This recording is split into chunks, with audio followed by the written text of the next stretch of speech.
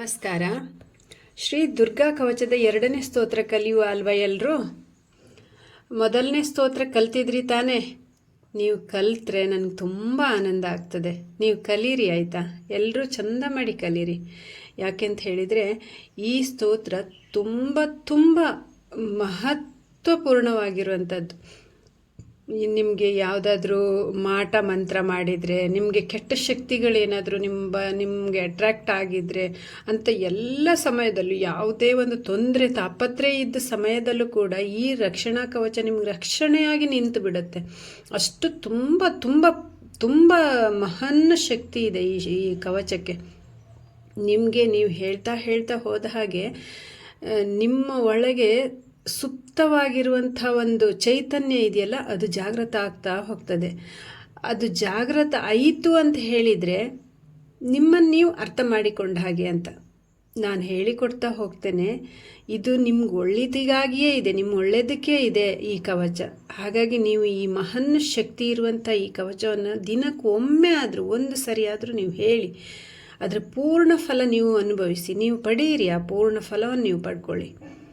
ಒಂದು ವಿಶೇಷವಾದ ಹೂ ಅರಳಿದೆ ಅಂತ ನಾನು ಆ ಹೂವನ್ನು ನೋಡ್ಕೊಂಡು ಬಂದು ನಿಮ್ಮ ಹತ್ರ ಅದರ ವರ್ಣನೆ ಮಾಡಿದರೆ ನಿಮ್ಗೆ ಅದೇನು ಅನಿಸುತ್ತೆ? ಏನೂ ಅನಿಸೋದೇ ಇಲ್ಲ ಅಲ್ವಾ?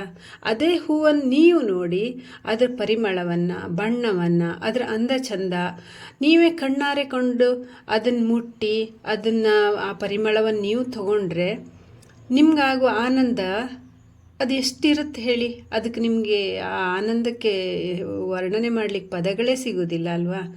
ಹಾಗೆ ನಿಮ್ಗೆ ಆ ಹೂವಿನಿಂದ ಆಗುವ ಪ್ರತಿಯೊಂದು ಅನುಭವಗಳನ್ನು ನೀವು ಅನುಭವಿಸ್ತೀರಿ. ಆ ಅನುಭವಿಸ್ತೀರಲ್ಲ ನೀವು, ಆ ಅನುಭವಿಸುವ ಆ ಭಾವನೆಯೇ ದೇವರು. ಇದನ್ನು ಅವರವರೇ ಪಡಿಬೇಕೆ ಹೊರತು ಬೇರೆಯವರು ಹೇಳಿದರೆ ಅರ್ಥ ಆಗೋದಿಲ್ಲ. ಇದು ನನಗಾದ ಅನುಭವ, ನೀವು ಅದನ್ನು ಅನುಭವಿಸಿ. ನನಗೂ ಸಹ ಈ ಒಂದು ಚಂಡಿ ಕವಚವನ್ನು ಒಬ್ಬರು ನನ್ನ ಫ್ರೆಂಡ್ ಫಸ್ಟಿಗೆ ಹೇಳಿದರು, ಇದು ತುಂಬ ಪವರ್ಫುಲ್ ಚಂಡಿ ಕವಚ, ನೀವು ಇದನ್ನು ಹೇಳಿ ಅಂತ ಹೇಳಿ ನನಗೆ ಹೇಳಿದರು ಒಬ್ಬರು. ಆಮೇಲೆ ನನ್ನ ಗುರುಗಳ ಸಮೇತ ನನಗೆ ಹೇಳಿದರು, ನೀನು ಈ ಕವಚವನ್ನು ಪ್ರತಿದಿನ ಓದು, ನಿನಗೆ ತುಂಬ ಒಳ್ಳೆಯದಾಗುತ್ತೆ ನೋಡು ಅಂತ ನನ್ನ ಗುರುಗಳು ಹೇಳಿದರು. ಹಾಗಾಗಿ ನಾನು ಅದನ್ನು ಪಾರಾಯಣ ಮಾಡ್ತಾ ಬಂದೆ. ನನಗೆ ತುಂಬ ಒಳ್ಳೆಯದಾಗಿದೆ. ನನಗಾಗಿದ್ದ ನನಗೆ ಏನು ಒಳ್ಳೆಯದಾಗಿದೆಯೋ ಅದು ನಿಮಗೆಲ್ರಿಗೂ ಸಿಗಲಿ, ನಿಮಗೆಲ್ರಿಗೂ ಒಳ್ಳೆಯದಾಗಲಿ ಅನ್ನೋ ಒಂದು ಉದ್ದೇಶದಿಂದ ಈ ಚಂಡಿ ಪಾರಾಯಣವನ್ನು ನಾನು ಪ್ರಾರಂಭ ಮಾಡ್ತಾ ಇರೋದು. ಅದಕ್ಕೆ ನೀವು ಯಾರೂ ಇದನ್ನು ಕಡೆಗಣಿಸದೆ ಇದರಲ್ಲಿ ಏನಿದೆ ಅಂತ ಒಂದು ಏನು ಸಾಮಾನ್ಯವಾಗಿ ಈ ಕವಚವನ್ನು ತಗೊಳ್ಳದೆ, ಇದು ತುಂಬ ತುಂಬ ಶಕ್ತಿಯುತವಾದಂಥ ಒಂದು ಕವಚ ಇದೆ.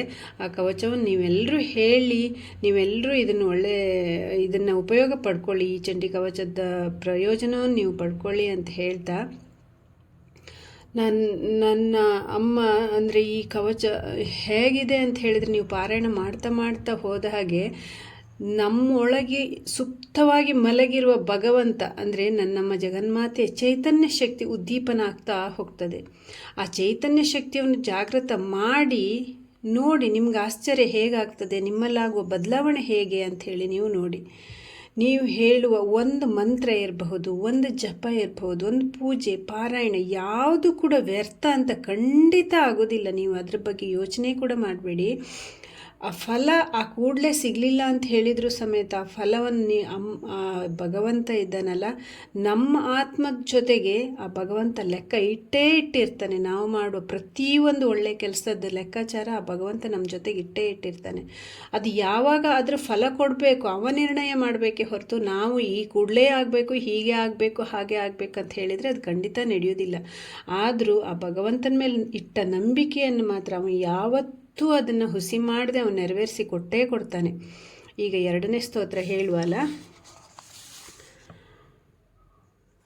ಈಗ ಫಸ್ಟಿಂದ ಸ್ಟಾರ್ಟ್ ಮಾಡುವ. ಶ್ರೀ ದುರ್ಗಾ ಕವಚ ಸ್ತೋತ್ರಂ ಮಾರ್ಕಂಡೇಯ ಉವಾಚ. ಓಂ ಯದ್ಗುಹ್ಯಂ ಪರಮಂ ಲೋಕೆ ಸರ್ವರಕ್ಷಾಕರಂ ಋಣಂ ಯನ್ನ ಕಸ್ಯಚಿದಾಖ್ಯಾತಂ ತನ್ಮೇ ಬ್ರೂಹಿ ಪಿತಾಮಹ. ಇದು 2ನೇ ಶ್ಲೋಕ ಈಗ ಹೇಳ್ತಾ ಇರೋದು ನಾನು. ಬ್ರಹ್ಮೋ ಉವಾಚ. अस्ति गुह्यतमं विप्रं सर्वभूतोपकारकं देव्यास्तु कवचं पुण्यं तच्छृणुष्व महामुने. ಪುನಃ ಹೇಳ್ತೇನೆ ನೋಡಿ. ಬ್ರಹ್ಮ ಉವಾಚ ಅಸ್ತಿ ಗುಹ್ಯತಮಂ ವಿಪ್ರಂ ಸರ್ವಭೂತೋಪಕಾರಕಂ ದೇವ್ಯಾಸ್ತು ಕವಚಂ ಪುಣ್ಯಂ ತಚ್ಚೃಣುಷ್ವ ಮಹಾಮುನೆ. ಮೂರನೇದೀಗ ಪ್ರಥಮಂ ಶೈಲಪುತ್ರೀ ಚ ದ್ವಿತೀಯಂ ಬ್ರಹ್ಮಚಾರಿಣಿ ತೃತೀಯಂ ಚಂದ್ರಗಂಠೇತಿ ಕೂಷ್ಮಾಂಡೇತಿ ಚತುರ್ಥಕಂ. ಪ್ರಥಮಂ ಶೈಲಪುತ್ರೀ ಚ ದ್ವಿತೀಯಂ ಬ್ರಹ್ಮಚಾರಿಣಿ ತೃತೀಯಂ ಚಂದ್ರಗಂಠೇತಿ ಕೂಷ್ಮಾಂಡೇತಿ ಚತುರ್ಥಕಂ. ಈಗ ಪ್ರಾರಂಭದಿಂದ ನೋಡುವ. ಮಾರ್ಕಂಡೇಯ ಉವಾಚ ಓಂ ಯದ್ಗುಹ್ಯಂ ಪರಮಂ ಲೋಕೆ ಸರ್ವರಕ್ಷಾಕರಂ ರಣಾಂ ಯನ್ನ ಕಸ್ಯಚಿದಾಖ್ಯಾತಂ ತನ್ಮೇ ಬ್ರೂಹಿ ಪಿತಾಮಹ. ಬ್ರಹ್ಮ ಉವಾಚ ಅಸ್ತಿ ಗುಹ್ಯತಮಂ ವಿಪ್ರಂ ಸರ್ವಭೂತೋಪಕಾರಕಂ ದೇವ್ಯಾಸ್ತು ಕವಚಂ ಪುಣ್ಯಂ ತಚ್ಚೃಣುಷ್ವ ಮಹಾಮುನೆ. ಪ್ರಥಮಂ ಶೈಲಪುತ್ರೀ ಚ ದ್ವಿತೀಯಂ ಬ್ರಹ್ಮಚಾರಿಣಿ ತೃತೀಯಂ ಚಂದ್ರಘಂಟೇತಿ ಕೂಷ್ಮಾಂಡೇತಿ ಚತುರ್ಥಕಂ. ಈ ಎರಡನೇ ಶ್ಲೋಕ ಮತ್ತು ಮೂರನೇ ಶ್ಲೋಕದ್ದು ಒಂದು ಅರ್ಥ ನೋಡುವ.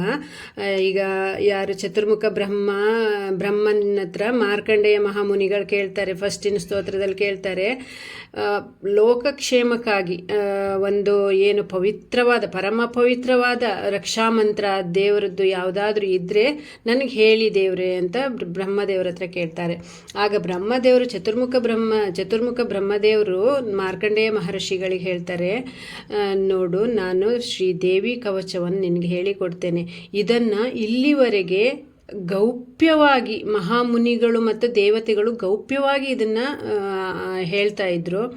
ಈಗ ನಾನು ಅಂಥ ಒಂದು ಪುಣ್ಯಪ್ರದವಾದಂತಹ ಒಂದು ಮಹಾಮಾನ್ವಿತವಾದಂತಹ ದೇವಿ ಕವಚವನ್ನು ಅಥವಾ ಚಂಡೀ ಕವಚ, ದುರ್ಗಾ ಕವಚ ಅಂತ ಹೇಳ್ತಾರೆ, ಆ ದುರ್ಗಾ ಕವಚವನ್ನು ನಿನಗೆ ಹೇಳ್ತೇನೆ ಕೇಳು ಅಂತ ಹೇಳ್ತಾರೆ. ಆಗ ಆ ದುರ್ಗಾ ಕವಚದ ವರ್ಣನೆಯನ್ನು ದೇವರು ಮಾಡ್ತಾ ಹೋಗ್ತಾರೆ, ಚತುರ್ಮುಖ ಬ್ರಹ್ಮದೇವರು ಮಾಡ್ತಾ ಹೋಗ್ತಾರೆ. ಮೊದಲನೆಯ ಅವತಾರವಾಗಿ ಅಮ್ಮ ಶೈಲಪುತ್ರಿಯಾಗಿ ಜನಿಸ್ತಾಳೆ. ಎರಡನೇ ಅವತಾರ ಬ್ರಹ್ಮಚಾರಿಣಿಯಾಗಿ ಜನಿಸ್ತಾಳೆ. ಮೂರನೇ ಅವತಾರ ಚಂದ್ರಘಂಟಾ ರೂಪದಲ್ಲಿ ಅವತಾರ ಮಾಡಿದರೆ, ನಾಲ್ಕನೇ ಅವತಾರ ಕೂಷ್ಮಾಂಡಿನಿ ಎನ್ನುವ ಅವತಾರದಲ್ಲಿ ಜನ್ಮ ತಾಳ್ತಾಳಮ್ಮ. ಆ ಒಂದು ಜನ್ಮ ತಾಳುವುದಂತ ಹೇಳಿದರೆ ಅವಳು ಆವಿರ್ಭವಿಸುವುದು ಅಂತ ಹೇಳ್ತಾರೆ. ಅಮ್ಮ ಎಲ್ಲೂ ಜನ್ಮ ತಾಳುವುದು ಅಂತ ಹೇಳುವುದಿಲ್ಲ, ಆವಿರ್ಭವಿಸುವುದು ಅಂತ ಹೇಳ್ತಾರೆ. ಅಂಥ ಅಮ್ಮನ ಒಂದು ಏನು ದುರ್ಗಾ ಕವಚ ಇದೆಯಲ್ಲ, ಅದನ್ನು ನೀವು ಪ್ರತಿದಿನ ಹೇಳಿ ಮತ್ತು ಅವಳ ಒಂದು ಆ ಸಾರವನ್ನು ನಾವು ತಿಳ್ಕೊಂಡು ಇನ್ನಷ್ಟು ಜಾಸ್ತಿ ಮುಂದೆ ತಿಳ್ಕೊಳ್ತಾ ಹೋಗುವ. ಅಲ್ಲಿವರೆಗೆ ನಮಸ್ಕಾರ.